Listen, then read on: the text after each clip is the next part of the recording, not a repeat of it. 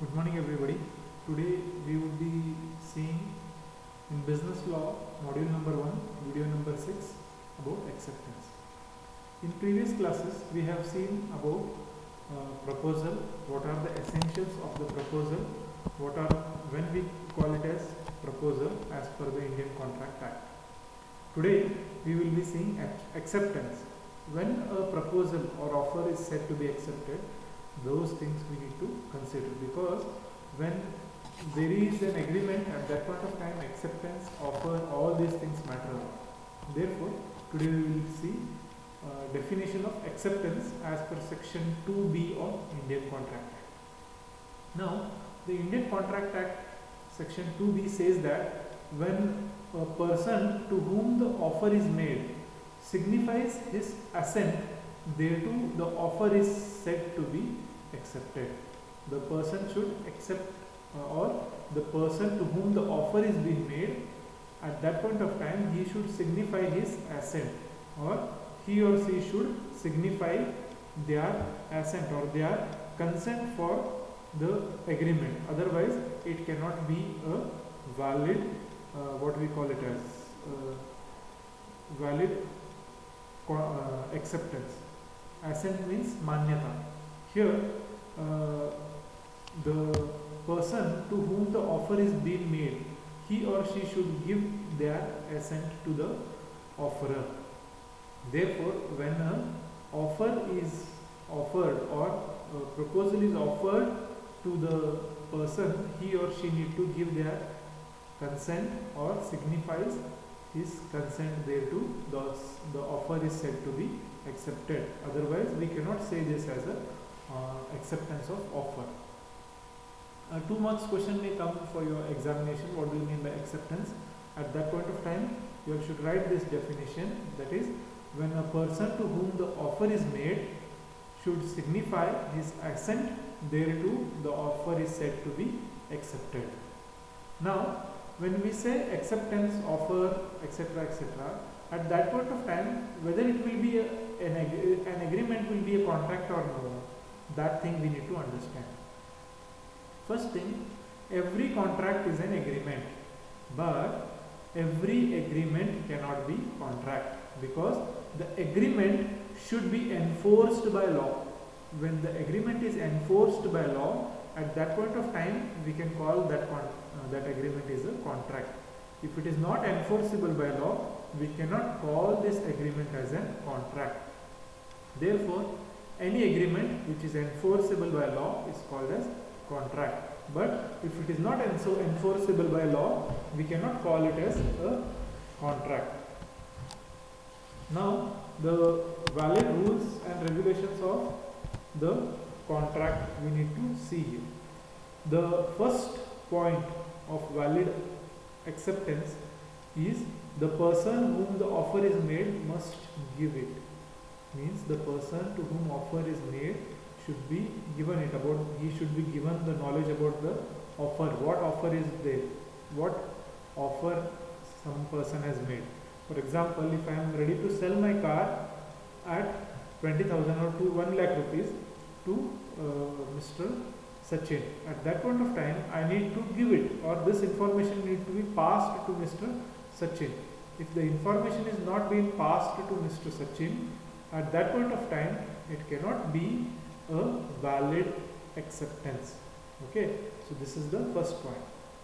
Second point, it must be absolute and unqualified. Absolute means there should not be any other secondary conditions for the acceptance. Like if you do this work, then only I am ready to sell this. Likewise, there will be various conditions. For example, Mr. A is offering car to Mr. B if he marries his daughter. So this cannot be offer and acceptance. Therefore, it should be absolute and there should not be any other specific conditions for that. After that, mental acceptance is ineffectual. Now, suppose Mr. A has communicated to B that he is ready to sell his house for 40 lakhs. At that point of time, Mr. B listens to that and in his mind he says that I have accepted the offer. Will this be a valid acceptance? No, because he has accepted in his mind, but it has not been further communicated to the offerer. Therefore, mental acceptance is ineffectual. There is a prescribed format according to which the acceptance must be communicated to the offerer. Therefore, mental acceptance is ineffectual because he has thought in his mind but he has not expressed it. The acceptance should be expressed, otherwise it cannot be a valid acceptance. Okay, so any acceptance which is mental or mental acceptance is ineffectual. It is not effected or it is not effectual by law. Okay, after that we have acceptance must be communicated to offerer. The acceptance must be communicated to offerer itself, otherwise it is not a valid acceptance. For example, Mr. A is ready to sell his laptop to Mr. B, but Mr. B, he communicates it to C, saying that he is ready to purchase A's laptop. B has communicated to C and not communicated to A. Therefore, it cannot be a valid acceptance because the acceptance must be communicated to offerer itself. We cannot communicate to somebody else.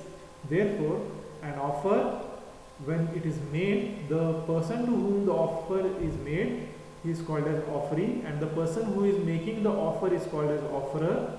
The offeree should communicate the acceptance of offer to the offerer. Therefore, when it is communicated to offerer, then only it is a valid acceptance. And if it is not communicated to the offerer but somebody else, we cannot treat it as a valid acceptance. Therefore, the offer must be, when the acceptance must be communicated to the offerer. After that, next point is it must be expressed in the prescribed manner or in some usual manner. Now, various times the government offers contracts to the contractors wherein they give ad or they remove a notification. In that, they say that so much construction need to be done and invites for tenders. At that point of time, the contractors, what they do, they apply for that contract or that tender in a prescribed form or in a prescribed manner as per the format notified.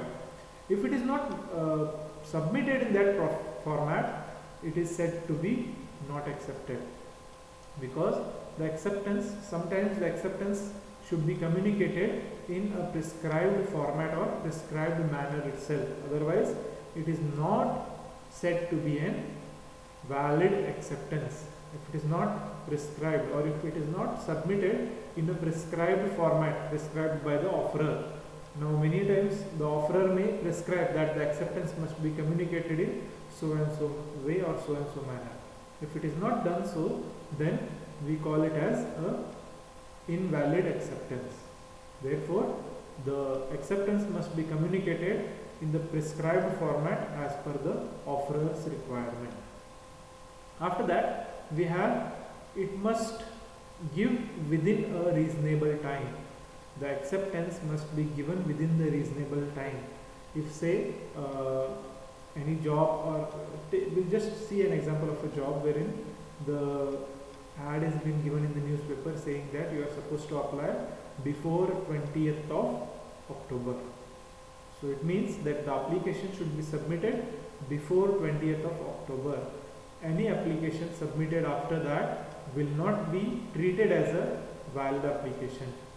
Likewise, here when an offer is made, the offerer gives some deadline or tells some end point before which the offeree must communicate about his acceptance. If he fails to communicate his acceptance, it is treated as it is a invalid acceptance. Therefore, the acceptance must be communicated within the stipulated time or the time stipulated by the offerer. Therefore, offer must be communicated within the stipulated time given by the offerer. After that, we have it must be succeed an offer. It must succeed an offer means first the offer need to be made. When an offer is made, after that the acceptance need to be communicated. Therefore, before we cannot accept.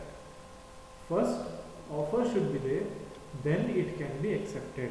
Therefore, every acceptance must succeed the offer. Okay, every acceptance must succeed the offer. First offer comes, after that it need to be accepted. Last but not the least, silence cannot be prescribed as a mode of acceptance. If a person is silent, we cannot treat it as an acceptance. For example, if I am ready to sell my products or my vehicle, we will see. If I am ready to sell my vehicle to Manjunath Bhau for rupees 30,000, and when I tell him that I am ready to sell my vehicle to you for 30,000 rupees, and if he is silent without responding anything, it cannot be treated as acceptance. It need to be communicated verbally or in the form of written. Then only we can treat it as a valid acceptance. If the offeree is silent, it doesn't mean that the offeree is accepting the offer. Therefore, offerer should not treat it as acceptance, but it is a invalid acceptance. Therefore, the silence cannot be treated as a mode of acceptance. Okay, so these are the valid points of acceptance which we need to remember during the contract. Now, as we discussed, every contract is an agreement, but every agreement cannot be a contract. When an agreement is enforced by law or which is enforceable by law, then only we treat it as a valid contract.